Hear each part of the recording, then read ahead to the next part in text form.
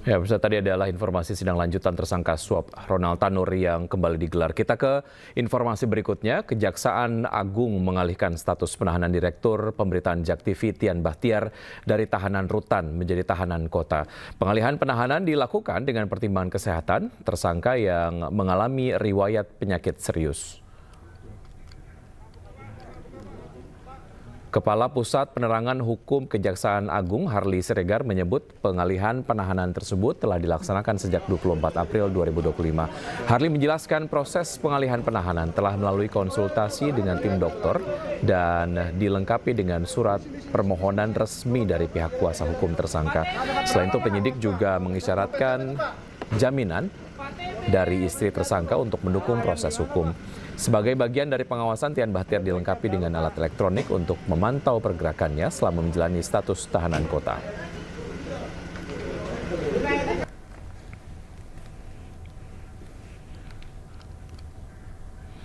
Ya, sebelumnya Kejaksaan Agung menyita barang bukti berupa 2 kapal pesiar dari pengacara Arianto, salah satu tersangka kasus suap vonis putusan lepas korupsi minyak mentah yang melibatkan 3 hakim di Pengadilan Tipikor.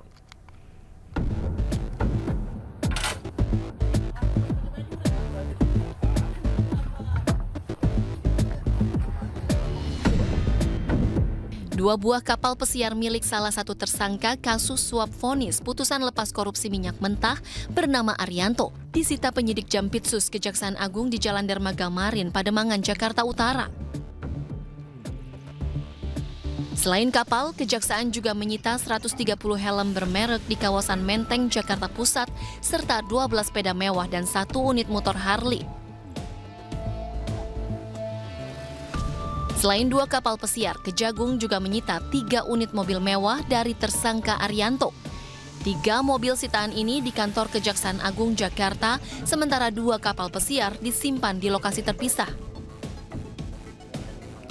Sebelumnya Kejagung juga sudah menyita barang bukti lain berupa mobil mewah, motor, dan sepeda dengan harga fantastis.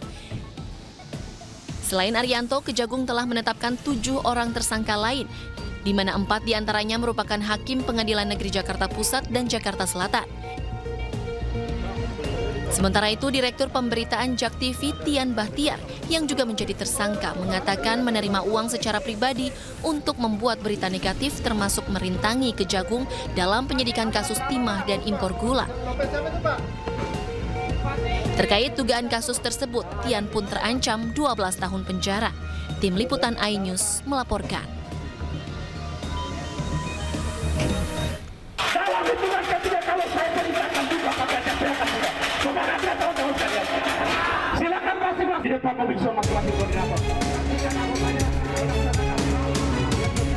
Masa yang tergabung dalam Garda Muda Anoa Sultra berupaya mendobrak pintu gerbang kantor Kejaksaan Tinggi Sulawesi Tenggara Senin siang. Sejumlah peserta aksi bahkan mencoba merangsek masuk dengan memanjat pintu gerbang kejaksaan. Aksi memanas karena massa emosi. Tidak ada satupun perwakilan kejaksaan yang menemui peserta aksi. Bahkan pintu gerbang ditutup rapat. Dalam unjuk rasa ini, massa mendesak Kejati Sultra segera melakukan penetapan tersangka terhadap Komisaris Perusahaan Tambang Nikel PT Lau Agung Mining dalam kasus dugaan tindak pidana pencucian uang dan korupsi tambang nikel di Blok Mandiodo, Kabupaten Konawe Utara, yang merugikan negara hingga 5,7 triliun rupiah. Sejumlah perwakilan aksi akhirnya diizinkan masuk ke dalam kantor Kejati Sultra. Ketegangan pun sempat terjadi saat proses dialog antara perwakilan aksi dan penyidik kejaksaan. Tidak bisa langsung dengan penyidik.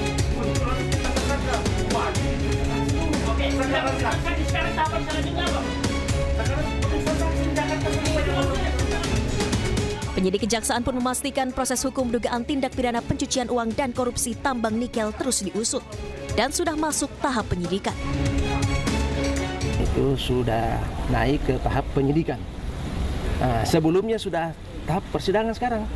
Yang itu Windu Aji dengan Glenn yang merupakan rentetannya. Untuk Tanlepin sudah dalam penyidikan. Sekarang tim penyidiknya sedang melakukan pemeriksaan di Jakarta. Setelah tercapainya kesepakatan antara pengunjuk rasa dan penyidik Kejati Sultra, massa akhirnya membubarkan diri. Namun mereka berjanji akan kembali berunjuk rasa jika tuntutannya tak dipenuhi. Dari Kendari, Sulawesi Tenggara, Asdar Zula, iNews melaporkan. Halo, selamat sore pemirsa. Demikian tadi berita pilihan iNews Sore bersama saya Nadia Valeri. Kita awali iNews Sore dengan informasi. Kericuhan mewarnai eksekusi bangunan dan lahan seluas 4.000 meter persegi di Jalan Andi Pangeran Petarani, Kota Makassar, Sulawesi Selatan. Polisi terpaksa menembakkan gas air mata untuk membubarkan massa.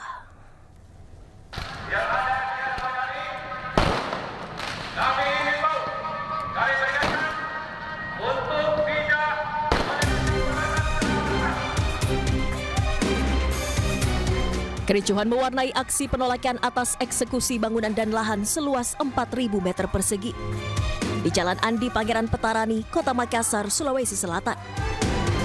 Massa dari pihak tergugat mencoba menggagalkan eksekusi dan menyerang petugas dengan lemparan batu dan petasan.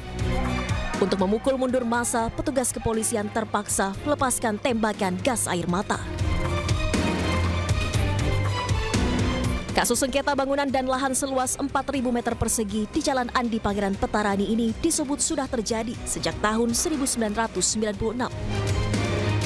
Pihak penggugat mengaku sudah memenangkan kasus di pengadilan. Sementara menurut tergugat, putusan sengketa belum final dan masih dilakukan banding di pengadilan tinggi. Para pihak, baik penggugat maupun tergugat, itu ada kesepakatan bahwa pihak pemohon eksekusi itu tidak boleh lagi melanjutkan eksekusinya karena pihak termohon merasa putusan kemenangan itu diduga ada rincian palsu dan mereka sudah lapor ke Mabes Polri. Sebanyak 900 personel kepolisian dari Polrestabes Makassar diterjunkan ke lokasi untuk mengamankan aksi penolakan agar situasi kembali kondusif. Berdasarkan permintaan dari Pengadilan Kota Makassar terkait mengenai masalah permintaan bantuan pengamanan pelaksanaan eksekusi hari ini, alhamdulillah sementara ini kita bisa saksikan berjalan dengan aman dan lancar. Setelah massa dipukul mundur, proses eksekusi kembali dilanjutkan dengan menggunakan alat berat di lahan seluas 4.000 meter persegi. Dari Makassar, Sulawesi Selatan, Yoel Yusfin, iNews melaporkan.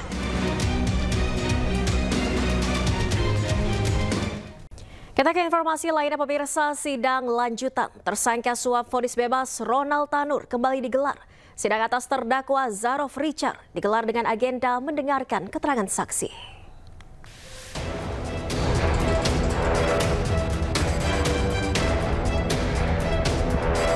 Mantan pejabat Mahkamah Agung sekaligus maklar kasus Ronald Tanur, Zarof Richard, Senin siang kembali menjalani sidang lanjutan. Agenda sidang hari ini adalah mendengarkan keterangan saksi dari jaksa penuntut umum. Total ada 9 saksi yang akan memberikan keterangan, namun baru 3 saksi yang terkonfirmasi hadir dalam sidang. Ketiga saksi tersebut adalah Bert Nomensen Sidabutar, Diah Puspita Ningrum, dan Abdul Muluk. Sebelumnya, Kejaksaan Agung menetapkan 6 orang tersangka atas kasus vonis bebas Ronald Tanur. Salah satu tersangka adalah maklar kasus Zarof Richard yang menjadi perantara suap antara pihak Ronald Tanur dengan majelis hakim untuk membebaskan Ronald Tanur.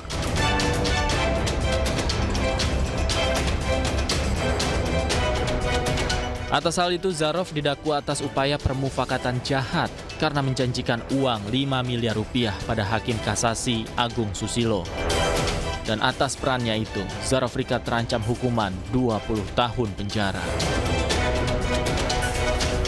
Dari Jakarta, Tim Liputan iNews melaporkan.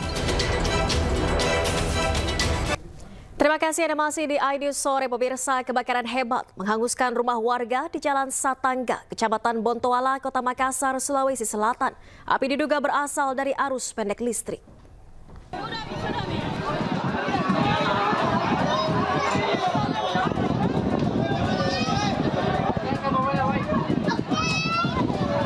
Api dengan cepat menghanguskan rumah semi permanen tempat usaha penjahit.